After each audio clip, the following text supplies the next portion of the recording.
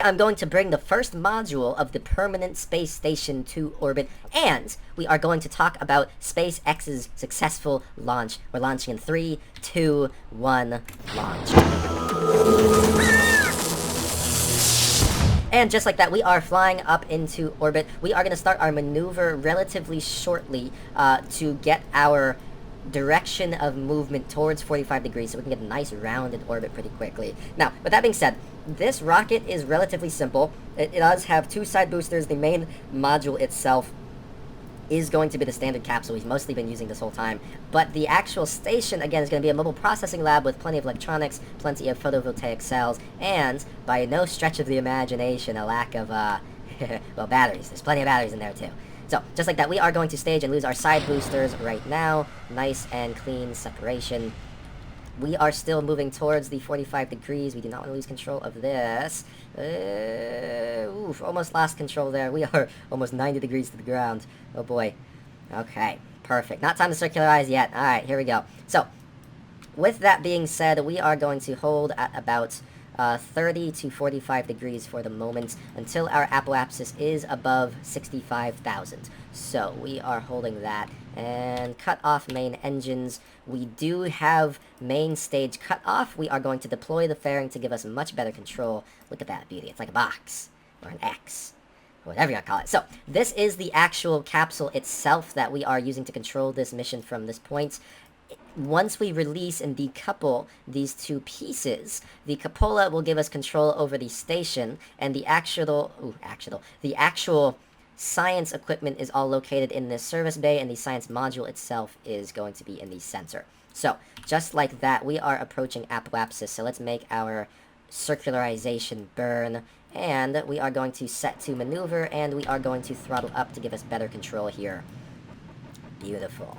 I wish I didn't have to have these canards. Unfortunately, in atmosphere, this does not have the best control. However, in zero gravity and or vacuum, if you will, we are going to have plenty of control with all these RCS thrusters, as well as we will try docking to the station once we separate here. So, SpaceX, in the news, all over the place. Leave a like for their successful mission. I gotta tell you, I've been waiting for this for a long time, right?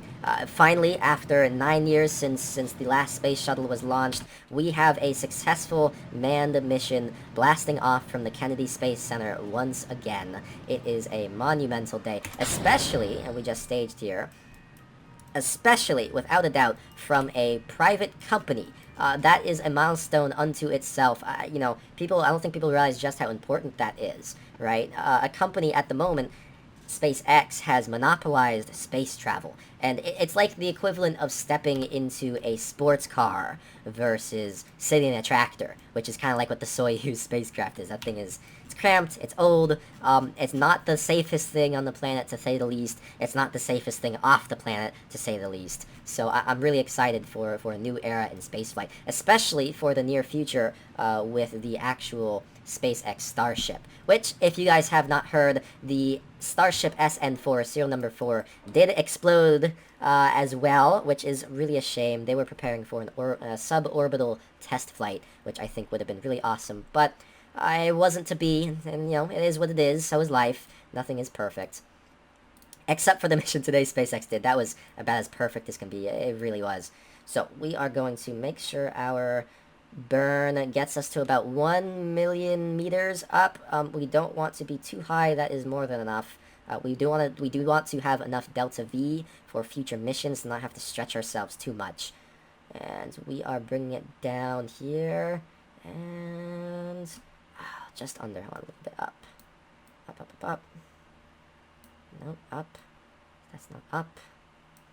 Okay, that's fine. We'll live with that. Maneuver node, we are increasing our thrust here really quick.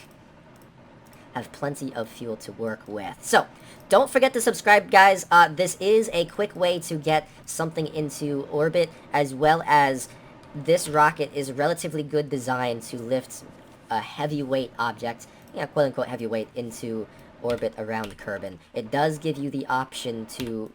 Ooh, I like that. It does give you the option to modify anything under that fairing. And I say that because this is a two-stage aircraft, essentially two separate modules, and they are connected with docking ports here in the middle. I could press decouple node, and they would fully detach. So this is where you can essentially modify whatever you want underneath this original fairing. Doesn't matter what it is, as long as it fits underneath the fairing size, you are A-okay. So, just like that, we are going to take a look at MechJeb. We are going to set the maneuver planner, and it's going to be a circularization burn, right? So in this case, simple enough, I'm just going to press create and execute. It's going to do it at the next apoapsis, and we should get a very nice circularized burn.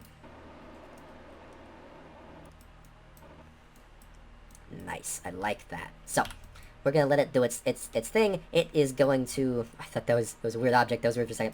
It is going to time warp. It is going to burn here, and we're going to have a nice circularized burn. You'll see it is going to be at about 980,887 meters. And when I say about, I mean virtually exactly. So, let this do its thing. We have more than enough delta V to get there and get back. Not an issue. And we are going to dock with the station. We do want to make sure that that is something we are capable of doing. I do have the docking ports and everything in the correct orientations. It should not be an issue. It is starting the maneuver very, very, very shortly. In about 3 seconds, we will start our burn. And throttle up. Beautiful. Accelerating. Let's watch this burn happen. Circularizing really quick. So this is, in a lot of ways, very similar to what the Dragon capsule is doing. Right? So it does the initial burn and gets itself into very, very, very low orbit, and then it does a second burn, which in essence circularizes. It detaches, and then the capsule itself brings itself up to speed with the space station. It's a rather simple maneuver. It's a rather simple system. Surprisingly effective. You know, I mean, you're essentially just shooting. It's like the equivalent of shooting a gun to the perfect velocity to come in contact with another object at such an accurate, precise measurement that it's as if it's not moving in relation relatively to the other object. It's very, very, very impressive. And it's all automated in essence, right? So they did a couple tests today as of recording on the 30th. And we actually got to see them do a couple tests of manually controlling the module itself, the capsule, which, you know, everything worked more than okay, nominally, as you will. And with that, let's put the SAS here. And with that, they are going to be getting ready to go to sleep. In fact, right now, they're probably already asleep, getting ready for the morning.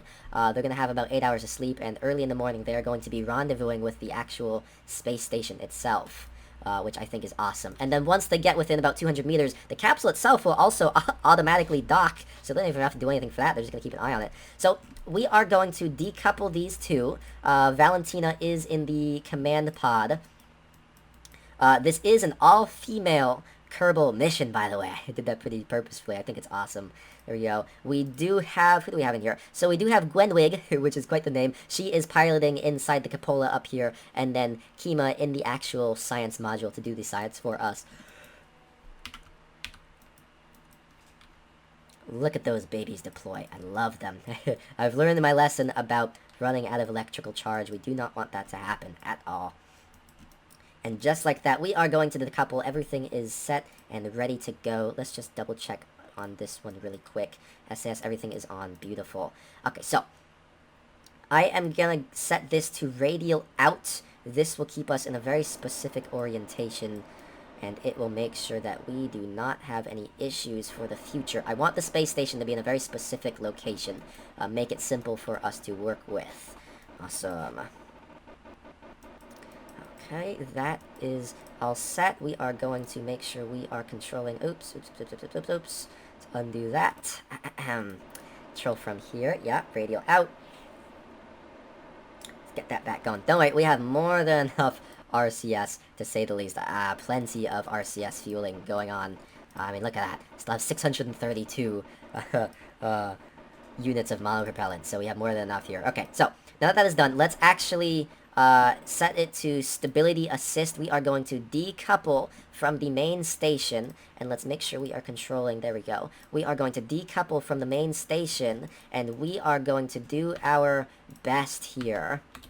Whoa, whoa, whoa, whoa, whoa, whoa, whoa. Settle down. Do not want that. Okay, let's go into docking mode. That is what I wanted to do. And we are going to press control from here on the actual docking port itself, it gives us much better fine-tuned control. We are going to rotate the ship to match the actual orientation of the docking ports on the orbital spacecraft itself. And then, beautiful, let's pull in these, there we go, awesome. We're pulling in the photovoltaic cells, and let's get in there really quick. We are going to dock and make sure everything is functioning properly. We do not want to leave this in orbit if it is not working. That is a big no-no, to say the least. So we are matching velocities. We are going to set this as target here, and we are going to see if we can dock properly and have no issues. Beautiful. Beautiful, beautiful, beautiful. Let's slow our velocity really nice. Awesome. Go, we have that. Bring our velocity down. Let's move a little bit forward. Docking is not the quickest thing. I'm sure you can imagine why they would want to automate this in real life. Speaking of which, automation.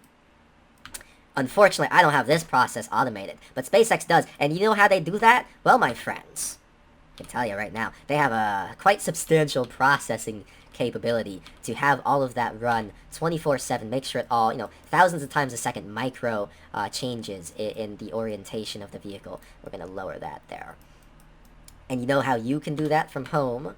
Well, my friends, let me tell you this. If you take a look at the links in the description below, you can see what my setup is and how I can run this game so well. Wow, and just like that, we are docked. That was a very violent docking, by the way. That was awful. I did not like that.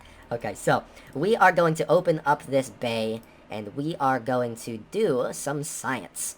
Ooh, 235 science. I love the look of that. Oh, my friends, that is beautiful. So we are going to send that to the processing lab. We are going to do the same thing for the mystery goo.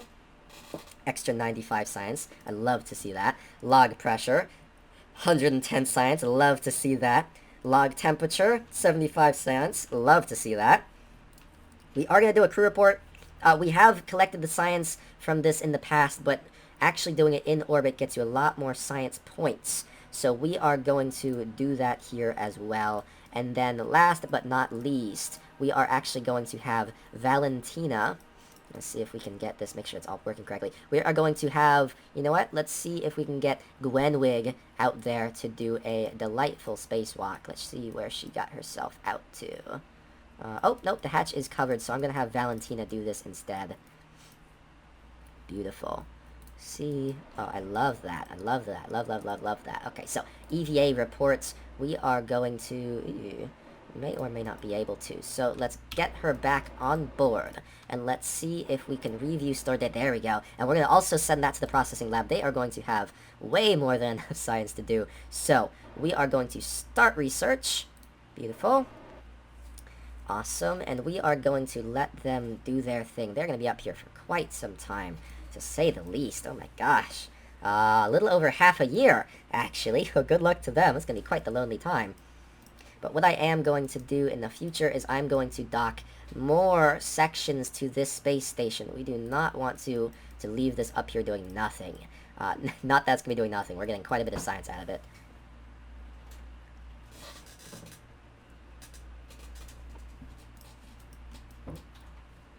Awesome, awesome, awesome. So, just like that, we are going to now decouple, and we are going to make sure we are controlling the actual capsule here. Perfect, we are. We are going to decouple, and we are going to... docking node. Yes. Undock. I like that. Perfect. And we are going to do... see if we can get the right one. We are going to separate ourselves from the current orbiting space station, and we are going to deorbit ourselves. That is going to stay up there for quite some time with no issue. We have more than enough electrical charge, but we are going to extend these solar panels. Let's get them all out there. Beautiful. I love to look at them when they go out. I have it set to a hotkey, so it kind of just goes for it. There we go. So, we are not collecting a huge amount of science this mission in terms of actually collecting science. However, we are, in fact, going to be setting ourselves up for a steady stream of science that we can collect in the very near future, and we are going to be getting ourselves more modules. Do not worry yourself about that one. And just like so, we are going to set ourselves up for a good re-entry burn. Where do we want to re-entry? I want to see how close I can get to the space center this time. Preferably as close as possible. So, do that here and see how close this is going to get us. Okay, let's move that a ways down the road, because we are currently rotating with Kerbal itself. And we will see. I don't believe I'm rotating fast enough. I'm orbiting fast enough, but we might be able to land on the Space Center. Maybe, but we will find out. The issue with going to higher orbits is, as you can see, we are almost actually in a geostationary orbit, so it's going to be very difficult to hit very specific places on the surface. Yeah, I'm just going to try to land in the ocean here instead. That'll make it a lot easier for me. And quite frankly, a lot safer. I've never rated this particular pod for landing on a non-ocean based landing, on physical surface, so I don't want to overextend its reach, to say the least. So we are going to retract our solar cells, we are going to prepare for a burn, and we will burn here very shortly. One thing I really love about SpaceX, okay, is that because they are a private company, it's really not about going, oh, we're trying to accomplish this mission. Right? Obviously, the mission's important, but generally speaking, their mission as a company is to make money, for one, because what company doesn't want to do that? And then two, Elon Musk himself, well, he really wants to go to Mars. So it's like a perfect storm of having an amazingly successful company. Because the head of the company, Elon Musk, again, he is so interested in getting things done correctly and properly. I mean, no one's built a rocket from the ground up, essentially, since, honestly, the 60s, quite frankly. So the idea that he's doing it is so thoroughly impressive to me that, there's no one else doing anything like that, which is so incredible to me. So, I just really love SpaceX. I don't know if you guys can figure that one out yet. And, guys, don't forget to subscribe if you do want to see more videos like this. I don't know if you want to use these as tutorials. I think they're extraordinarily helpful. For example, this particular rocket, it's rather simple. The payload fairing is more than capable of housing all sorts of scientific experiments and separate modules. It is fully dockable with itself if you need to transfer fuel, if you need to do any form of docking in the future, and as well as it is tried, true, and surprisingly effective at what it does. And for some reason, those are rotated in actually a really interesting fashion. I like that. It's pretty cool. So don't forget to subscribe. I'm going to be doing these every day at 6 p.m. So don't forget to check back tomorrow. We are going to be uploading every day. It's going to be wonderful. As well as, get this, we are going to be adding a few more games here. I'm going to be adding Insurgency Sandstorm, and I'm thinking of a couple others. I'm going to modify the upload schedule because I really do like getting other things out for you guys. Just to have some more variation in the videos, Awesome, so we are warping back in. Delightful, simple. We are going to do a separate burn here just to slow us down. We do not want to re-enter too quickly. There's no purpose in doing so. I wish I could make all of this reusable. It would be fantastic. Unfortunately, Kerbal Space Program does not lend itself towards that. So we are going to do our burn relatively shortly as we approach the atmosphere. Let's time warp a little bit. There we go. Awesome. At about 200 meters, 200,000 meters, we are going to start our burn here. So 3, 2, 1, throttle up. Beautiful. We are going to burn some of this velocity. I do not want to use too much of our ablative shielding. Just to be on the safe side, there's always a tolerance. There's always having a little bit extra left over just in case for safety. Just like in real life. Let me tell you, SpaceX is one of the most safe launch vehicles ever made. I mean, for example, right, the space shuttle had about a 1 in 90 chance of catastrophic failure and killing the crew on board, right? Doesn't sound great, okay? And we've definitely had a few space shuttles fail, which is a real shame. You can't really survive that type of thing. And we are separating a 3, 2, 1. There we go, awesome. Oh, you can see, let's go, I can see the nodes fly off. So instead, right, instead of a 1 in 90 chance, because that's really not that great, the Crew Dragon system, the Dragon capsule on the Falcon 9 rocket, has about a 1 in 290 chance of failure, and catastrophic failure where the crew will be killed. Okay, so you're essentially looking at over 3 times safer than the previous option, which was the space shuttle, which is also significantly more safe than the Soyuz, which is an effective option, but at this point it's so old and dilapidated. I mean, I wouldn't want to fly on it. It looks terrible. It's a nightmare in there. I mean, you're cramped, your knees are like in your chest, you're in a flight suit, you're stuck in there for many hours. No one wants that. That sounds miserable. You know, and the Dragon capsule, I mean, you're looking at this beautiful, sleek, modern design. Plenty of space to float around. They even have a bathroom in there, apparently, which I think is super cool. And we are re-entering atmosphere. Atmospheric pressure is increasing. We are going to start seeing our blade of shields start heating up here in a matter of a few moments. And just like that, it is starting to glow red. Beautiful. I love the look at that. As a plasma jet forms around it. A bit scary, that's for sure. Gonna take a crew report. Nothing. Fair enough. I do like... Ooh, you can see the booster falling. It's pretty cool. That is gonna explode on impact. That is for sure. That's going way too... Oof. Partly exploded. Airburst. The fuel tank. Or canards. What is that? That is... Ooh, something exploded. I'm not sure. We are going to be popping the chutes here once we hit velocity perfect. Chutes deployed. Beautiful. Not that far off from what, in about 3 to 6 months, depending on the length of the mission. They haven't...